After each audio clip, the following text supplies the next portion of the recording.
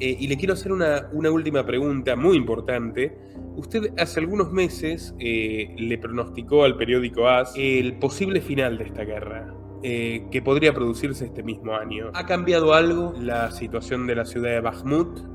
¿Podría explicarle al público cuál era su punto de vista en aquel entonces, cuál es su punto de vista ahora y si sigue pensando que la guerra está por terminar y cómo sería ese desenlace? A ver, la guerra está por terminar. La guerra tal como la visualizamos de manera general, digamos, enfrentamientos masivos. Yo creo que estamos al punto de acabar, porque a no ser que haya un tercer país que se mete que se ponga en el conflicto. Suscríbete a nuestro canal cliqueando en el botón rojo y en la campanita de activar todas las notificaciones para no perderte ninguno de nuestros programas e investigaciones exclusivas. Muy buenas tardes, estimados espectadores. Hoy les traigo una entrevista que tenía ganas de hacer hace mucho tiempo. Me refiero al profesor Frédéric Mertens de Wilmar, titular de Derecho Constitucional y Ciencias Políticas y coordinador del grado de Relaciones Internacionales de la Universidad Europea de Valencia. Yo vengo siguiendo sus análisis geopolíticos sobre la guerra en Ucrania desde el comienzo del conflicto y puedo certificar que ha tenido una gran precisión en todo lo que ha comentado en entrevistas en prensa desde aquel entonces, razón por la cual me interesa mucho compartirles su diagnóstico actualizado a la fecha. Muy bienvenido, profesor. Muchísimas gracias por recibirme en su medio de comunicación. Profesor, ¿cómo lee usted la incorporación de Finlandia a la OTAN, pese a las constantes amenazas de Vladimir Putin y su entorno? Se ha producido esta incorporación que posiblemente no se hubiera generado si Putin no hubiera invadido Ucrania. ¿Es esto una muestra de fortaleza del bloque occidental y de debilidad de Rusia? Bueno, pues gracias por la pregunta. A la vez es un fortalecimiento de la OTAN y sobre todo, bueno, una fisura más en el régimen, la potencia rusa. Potencia que se ha radicado en el estatuto de la segunda armada o el segundo ejército del mundo y bueno, hemos asistido a nivel mundial a casi un debacle, ¿no?, del ejército ruso frente a ucranianos que tenían, bueno, que se suponía que tenía algunos recursos humanos y militares, pero desde luego nadie pensaba que tenía esa capacidad de resiliencia frente al invasor ruso. Partiendo de esa cuestión, la integración de Finlandia en la OTAN, hombre, es la señal de que la neutralidad ya no es una garantía de seguridad. Yo creo que la lectura que podemos hacer, bueno, yo creo que por lo menos hay dos lecturas que podemos hacer de la integración de Finlandia en la OTAN. Primera lectura, más conectada con la situación propia de Finlandia, pues Finlandia ve que el vecino ruso no se preocupa muchísimo de sus compromisos respecto a la cuestión de la neutralidad de Finlandia, pero más bien la neutralidad de Ucrania, puesto que en febrero de 2022, justo antes de la invasión, Putin ofreció a Ucrania un estatuto de neutralidad tipo Finlandia. Llamamos esto la finlandización, es convertir un estado en un estado tampón, bueno, que consiste casi en un no man's land entre dos o varias potencias antagonistas. Aquí es ahora la Rusia contra OTAN, pero en tiempo de la Guerra Fría era OTAN aliados contra la Unión Soviética. Entonces hemos vuelto a una dinámica de la Guerra Fría, salvo que aquí la cosa cambia porque Finlandia entiende que Ucrania, por muy neutral que hubiera podido ser, eso no servía de nada en absoluto de garantía de su estabilidad, de su paz, y no había otra manera para ese país que de pasar, entre comillas, al oeste. Porque sabemos que ese país, Finlandia, durante décadas ha intentado de mantener, digamos, una especie de equilibrio, ¿no?, entre el interés por Occidente, pero también el entendimiento cordial con Rusia. Bueno, antes la Unión Soviética. Y ahora, como Finlandia ha pasado también a la Unión Europea, pues han tratado de actuar como el mejor alumno, uno de los mejores alumnos de la clase de la Unión Europea, en términos de respecto de normativas europeas, de las políticas europeas, pero también la cuestión de la defensa y la cuestión del hecho de que la Unión Europea se alinea de una manera u otra a la OTAN. La Unión Europea es, digamos, el patio, no de recreo, pero el patio o el segundo patio de Estados Unidos. Entonces, todos los que son miembros de la Unión Europea, de una manera u otra, pues entran en el gran juego, la grande estrategia americana, iba a decir de la Pax Americana, que ya no es tan Pax Americana. Quizá dentro de unos años, por cierto, paseamos de la Pax Americana a la Pax China. Bueno, eso es la primera lectura. Y la segunda lectura, más allá de la cuestión de Finlandia, es la cuestión misma pues de la neutralidad. La neutralidad tan preciada, por ejemplo, por Suiza, ya se cuestiona. La propia Confederación Helvética se ha involucrado de una cierta manera, casi, como diríamos eso, de manera muy puntual o con mucha precaución, pero se han metido en la cuestión de la invasión de Ucrania con sanciones económicas, con sanciones, bloqueo de cuentas bancarias, cosa que es no increíble, pero en el pasado hubiera sido impensable, sobre todo en la época de la Guerra Fría. Vale, pero entonces hasta Suiza ha tenido que, de una cierta manera, renunciar de facto a una neutralidad en su sentido estricto. Bueno, pues entonces, ¿qué significa? Significa que en el mundo mundial estamos ahora enfrentados a la hora de elegir. ¿Estoy a favor o en contra de Rusia? Y de manera indirecta, y la manera indirecta va poco a poco a convertirse en manera directa con otra superpotencia, que es la de China. Sabemos que Rusia está avasallizada, es un estado vasallo ahora de China y va a ser más y más, visto la situación actual y el futuro. Entonces, vamos a entrar en una situación, creo, en la cual pues no podemos evitar de elegir un campo. Y eso ha afectado a Finlandia, pero va a afectar muchos otros países, que sean africanos, que sean asiáticos, que sean latinoamericanos. Y por eso se ve muchos movimientos geopolíticos por parte de China. China está, en vez de actuar como Rusia hacia un enfrentamiento directo, ¿vale?, con una vieja dialéctica de la Guerra Fría, de ojito, si me provocáis, cuidado porque no sabemos lo que puede ocurrir con el arma nuclear. China no necesita hacer eso. China no viene con amenaza, bueno, una relativa, entre comillas, amenaza militar contra Taiwán, pero hoy por hoy los chinos no tienen la capacidad militar como tenían los Estados Unidos para poder invadir Taiwán. Sería impensable. De hecho, profesor, cuando Dmitry Medvedev, que fue el presidente títere de Rusia durante un tiempo y que actualmente integra el Consejo de Seguridad Nacional del Kremlin, amenazó con las armas nucleares, también lo hizo el ministro Lavrov, China les dio un tirón de orejas muy Claro, importante. claro, China claro. no quiere que No, prolifere ni siquiera una amenaza de caos nuclear. Me imagino que tendrá que ver con sus intereses claves como exportador industrial número 1 del mundo, ¿no?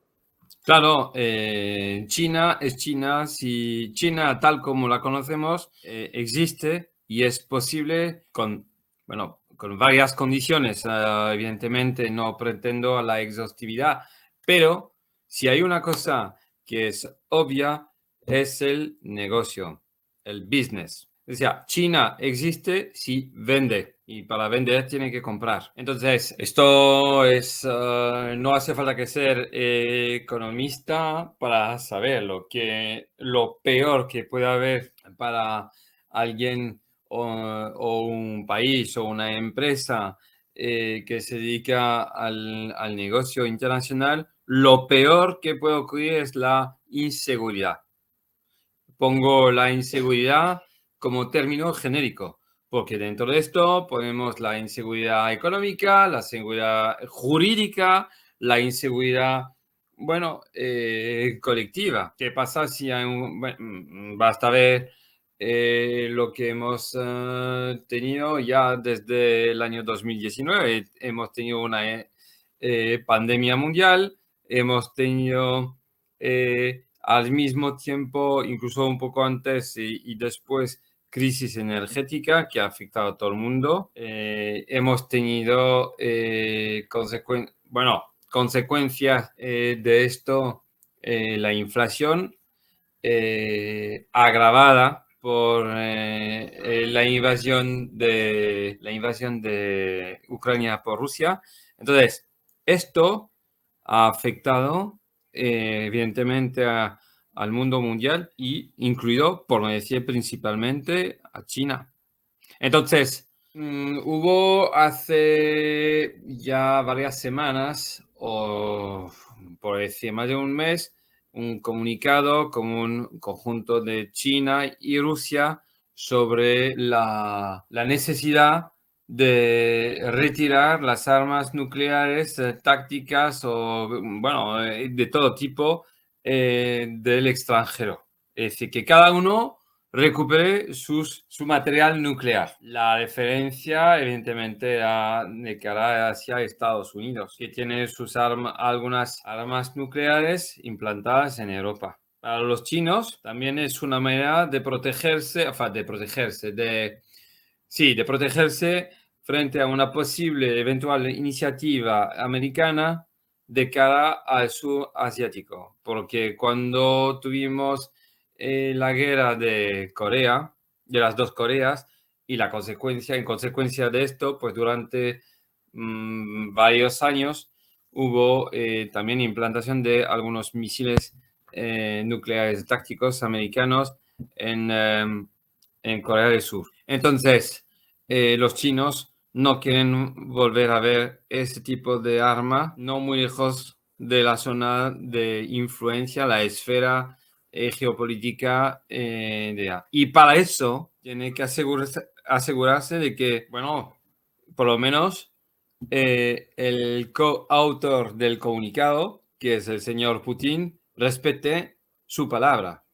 Y ya hemos visto tanto Bielorrusia. en Pekín como en Buenos Aires, como en Valencia, que el señor Putin no respeta su palabra con la decisión o la voluntad de desplazar armas nucleares, de táctica nuclear a Bielorrusia. Profesor, creo que una gran paradoja de todo esto es que si bien se ha perjudicado la economía europea, la economía rusa también ha sufrido un gran aislamiento y se ha visto obligada a vender sus principales commodities a precio de regalo prácticamente a India y a China.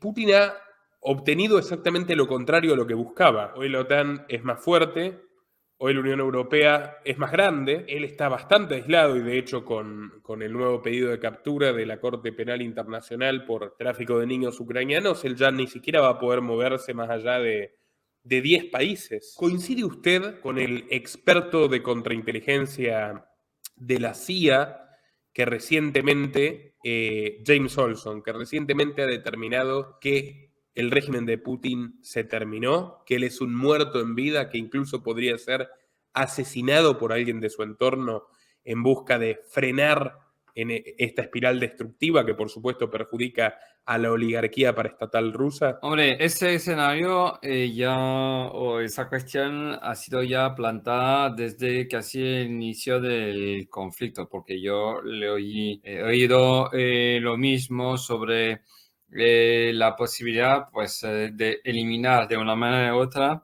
o neutralizar de una manera u otra el señor Putin, puesto que aparentemente está a la cabeza de ese polo decisional en cuanto al tipo de ataques, a dónde vamos, a cómo invadamos, etcétera, etcétera. Ese escenario se mantiene, pero primero, aparte de la dificultad técnica, ¿no? De llegar hasta el hombre, hay la cuestión, de acuerdo, eliminamos a Putin. ¿Y después qué pasa? Ahí yo creo que es un poco la misma problemática, creo, que cuando se trata de eliminar a un personaje, por lo menos odiado fuera de su país y que presenta características dictatoriales. Se ha eliminado Saddam Hussein. Podemos mirar ahora mismo cuál es la situación de Irak. Es un país desmembrado, caótico. Gaddafi, lo mismo. Y bueno, es que son dos ejemplos que me vienen en la cabeza, pero... Mubarak en Egipto. O las Mubarak primaveras en árabes. Egipto, que bueno, en Venezuela pues tenemos, evidentemente no ha sido el caso, hubiera podido ser el caso en un momento determinado con las Maduros, pero pues aún no ha llegado a eso. Es decir, que cuando tenemos un sistema que poco a poco radica en una persona, en una figura, y que esa figura desaparece, ahí tenemos una situación que puede ser caótica. Lo que pasó por ejemplo, en los últimos momentos de la Unión Soviética, con Mikhail Gorbachev, cuando algunos duros del régimen querían provocar un golpe de Estado, asignando a residencia vigilada al aún primer secretario general de la Unión Soviética, Mikhail Gorbachev. Que le cortaron las comunicaciones, lo secuestraron. Claro, pero no solo había un caos a nivel de interno en Moscú, sino, claro, la Unión Soviética, tal como la conocían, explotó y se convirtió en la confederación de las repúblicas y después de la confederación de los Federación Estados Rusa. Independientes.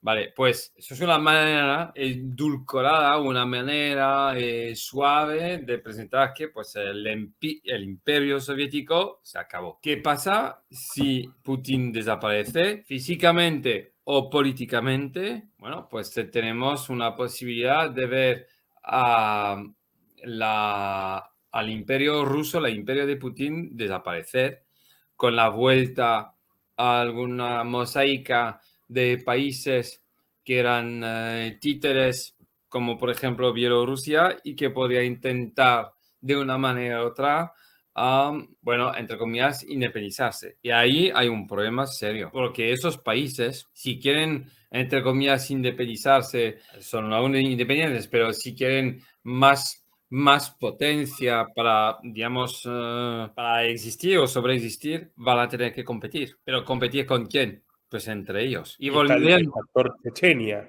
también. a Armenia, Chechenia, Tayikistán, bueno, todos esos países que han tenido tensión y que están bajo tensiones socioeconómicas, sociales, incluso religiosas, ¿vale? Basta que la mano de hierro de Moscú se debilite, pues tenemos un riesgo de una implosión de ese imperio en un mosaico de países que van a competir entre sí, y eso va a generar o puede generar una instabilidad regional importante.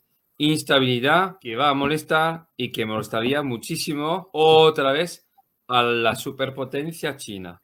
Y por eso los chinos están muy, muy, muy al tanto o vigilan de cerca lo que está pasando en Rusia, porque todo lo que está ocurriendo ahí pues va o ya tiene un impacto sobre China. Esto igual es una novedad, porque China crece de manera exponencial con las reformas de Deng Xiaoping a partir de la doctrina G2 de Henry Kissinger, y con inversiones de los Rockefeller, de todo lo que puede llamarse la élite estadounidense, que era propuesto para moderar la influencia de la Unión Soviética. Y bueno, por varias razones, ¿no? Pese a que ambos países eran comunistas, históricamente han tenido grandes tensiones porque comparten la frontera terrestre más larga del planeta, por ejemplo. Y ahora, Putin debilitado está en las manos de Xi Jinping. Claro. Que le conviene que Putin esté debilitado, pero no le conviene, por supuesto, que desaparezca. No. Entonces, es como el árbitro, ¿no? Pero te voy a contar, y bueno, probablemente lo sabrás y los auditores probablemente lo saben. En los últimos meses, a ver, voy a exagerar quizá, porque no tengo exactamente las fechas en la mente, pero digamos que en los últimos años de la Unión Soviética, cuando ya se pronosticaba el fin de la Unión Soviética, que había muchas señales, sobre todo económicas, es que ese país era el Imperio Soviético, estaba ya en bancarrota. Los occidentales hicieron de todo para mantener a la Unión Soviética. ¿Por qué? Porque, claro, ahí después de la salida de los antiguos países satélites, Rumania, Bulgaria, Hungría, Polonia, Alemania del Este, que se convierte otra vez en la gran Alemania. Bueno, pues para los occidentales, ver al gigante soviético desaparecer o sí, explotar, pues eso es generar toda una zona de instabilidad, no solo a la escala europea, a la frontera con Europa, pero a nivel mundial. Claro, China hoy por hoy es una superpotencia, pero en el año 89 no lo era. Y el único supergendarme del mundo mundial era Estados Unidos, con el hermanito Unión Europea. Todavía ni siquiera nos llamamos Unión Europea, nos llamamos la Comunidad las comunidades económicas europeas y después la Comunidad Europea. O sea, no había un alter ego potente respecto a Estados Unidos, porque China todavía no estaba como lo está ahora, y la Unión Soviética estaba, pues, en estado de coma, y los occidentales trataron de mantener o de ayudar de una cierta manera. Hubo unas cooperaciones, ayudas financieras bajo mesa, digamos, para apoyar, tratar de ayudar al mantenimiento de ese bloque, porque el mundo era, no soy nostálgico de la Guerra Fría, pero es verdad, es una realidad. El mundo, entre comillas, era más seguro con dos grandes bloques, que ahora que estamos en un mundo multipolar, pluripolar, donde, están emergiendo potencias, pero potencias no. Bueno, hay una superpotencia que es China, pero pues tenemos a India que está también subiendo. En su momento Rusia, todo el mundo pensaba, hay que hacer negocio, hay que hacer business, hay que reforzar colaboraciones con Rusia. Recuérdate que a finales, sobre 2015, 2016 por ahí, hubo hasta una comisión, un comité de cooperación OTAN-Rusia en la lucha contra el terrorismo internacional. Pero yo creo que Stalin, Khrushchev y compañía se hubiera dado 3 vueltas o 4 vueltas en sus tumbas respectivas, pensando, Dios mío, Rusia está colaborando con la OTAN, nuestro enemigo eterno, ¿vale? De hecho, Putin le solicitó a Bill Clinton la incorporación a la OTAN, colaboró con la invasión de Bush a Afganistán, claro, y no fue tan condenado, ni mucho menos, cuando hizo lo que hizo contra Georgia, claro. Que es bastante parecido a lo que ocurrió ahora en Ucrania, ¿no? Claro. Entonces, pero los chinos, volviendo a los chinos, pues Xi Jinping tiene también una diferencia con su predecesor Deng Xiaoping, en el sentido de que, bueno, pone en adelante la ideología, quiere convertirse en el nuevo Mao. Kim Il-sung, el nuevo Mao Zedong, exacto.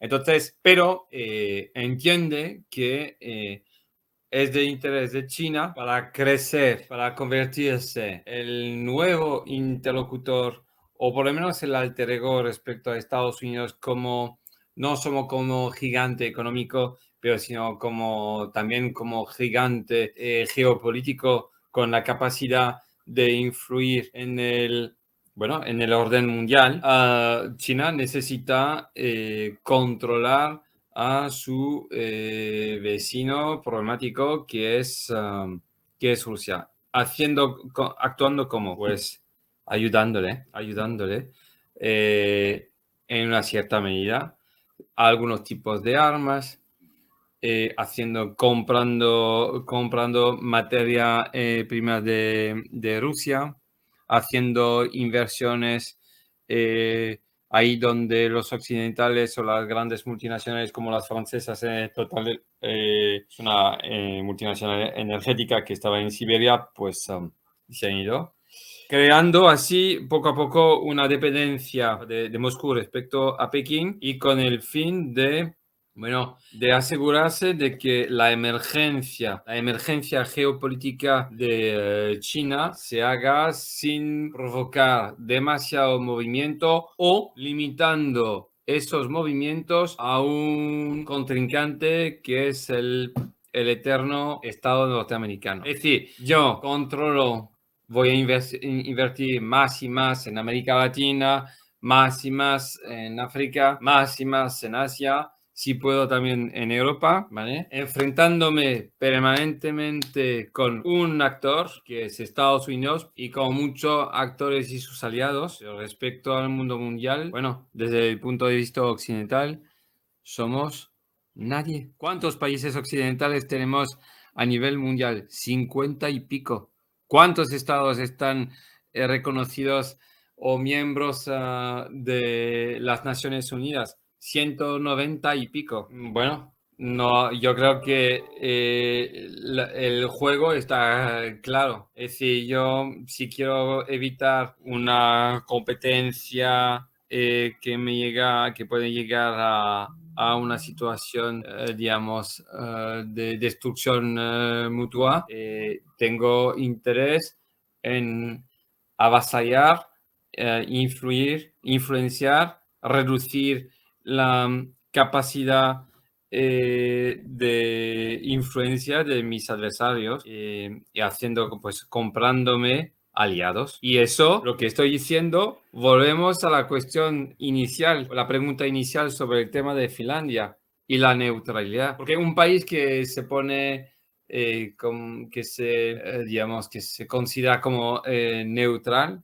pues ese país tiene capacidad, la capacidad o cierta capacidad o cierto poder para poder actuar así.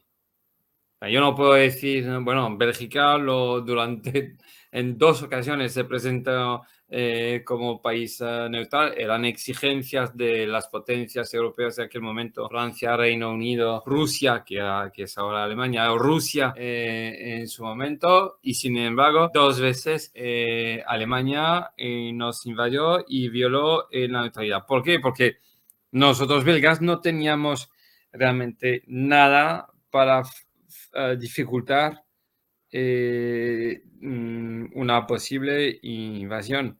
No éramos propietarios de deudas, Como los de la suizos. deuda pública de cualquier otro, pero China es la máxima dueña de todas las deudas públicas a nivel mundial. Los Estados Unidos son dependientes de los chinos respecto a la deuda pública. Los belgas no teníamos reservas de petróleo, ni de gas, ni nada de esto. Entonces, bueno, pues muchos países africanos que no se han alineado, pues esos países africanos sí que tenían y tienen recursos naturales que interesan a todo el mundo. Le quiero hacer una pregunta más. Muy interesante esta charla. Espero que no sea la última. Espero poder contar con No, usted por supuesto. de nuevo pronto. Y le quiero hacer una última pregunta muy importante. Usted hace algunos meses le pronosticó al periódico AS el posible final de esta guerra, que podría producirse este mismo año. ¿Ha cambiado algo la situación de la ciudad de Bakhmut? ¿Podría explicarle al público cuál era su punto de vista en aquel entonces, cuál es su punto de vista ahora y si sigue pensando que la guerra está por terminar y cómo sería ese desenlace? A ver, la guerra está por terminar. Una guerra tal como la visualizamos de manera general. Digamos, enfrentamientos masivos. Yo creo que estamos al punto de acabar, porque a no ser que haya un tercer país que se mete que se ponga en el conflicto. Pero Putin ya no tiene que pasar, ya no tiene los reservistas, están reclutando gente como puedan. Y ambos bandos, tanto los ucranianos como los rusos, están acelerando el proceso de formación o de preparación a los soldados para ir al frente. Pero los rusos han sufrido muchísimas bajas. Ahora, bueno, con lo que puede ocurrir es que pasamos de un conflicto entre comillas generalizado a, bueno, situación de guerrilla o de conflicto armados localizados, limitados, por ejemplo, en el Donbass, pero porque ya la Bakhmut es ha pasado a ser una ciudad que tenía en su momento un cierto interés estratégico porque era un punto clave para vías de comunicación, pero rápidamente los ucranianos encontraron alternativas. Entonces, ¿qué hacen los ucranianos? Pues resisten todo lo que puedan ahí para concentrar el esfuerzo del enemigo en esa ciudad. Y claro, concentrado en el esfuerzo, pues eso significa perder más hombres y hombres. El grupo Wagner se ha encontrado casi sin nada. Pueden agitar las banderas para decir, es el nuestro, el nuestro, el nuestro. Lo que tienen ellos entre sus manos es una montaña de ruina. ¿Para qué? ¿Vale? Entonces, lo que va a ocurrir, yo creo que ya nos acercamos del fin del conflicto armado, entre comillas, generalizado. Pero está claro que la parte este de Ucrania va a sufrir años de inestabilidad.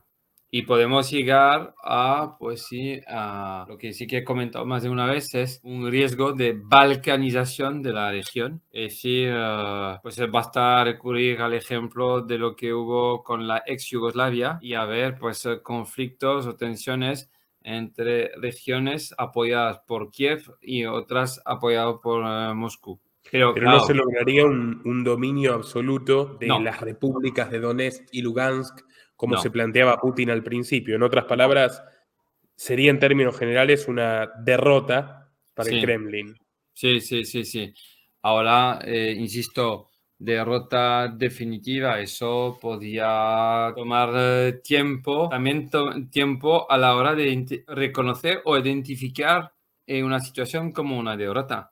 Porque, claro, aquí mismo, ahora mismo, los dos podemos decir, pues ya es una derrota, pero a lo mejor en cualquier otra parte del mundo alguien puede decir, bueno, no es realmente una derrota por tal o tal motivo, pero de Y los conflicto rusos generalizado yo creo son que, maestros de la claro. propaganda también. Claro, hay miles de maneras de ver las cosas y desde luego la propaganda rusa. Fíjate, lo último que he visto, supongo que en Argentina habéis visto esto, las manifestaciones violentas en las calles de París contra el tema del proyecto de reforma de la jubilación, pues la propaganda rusa ha afirmado que la población en París se enfada contra el gobierno porque pasan más su tiempo a dar dinero a los ucranianos que de apoyar a su población que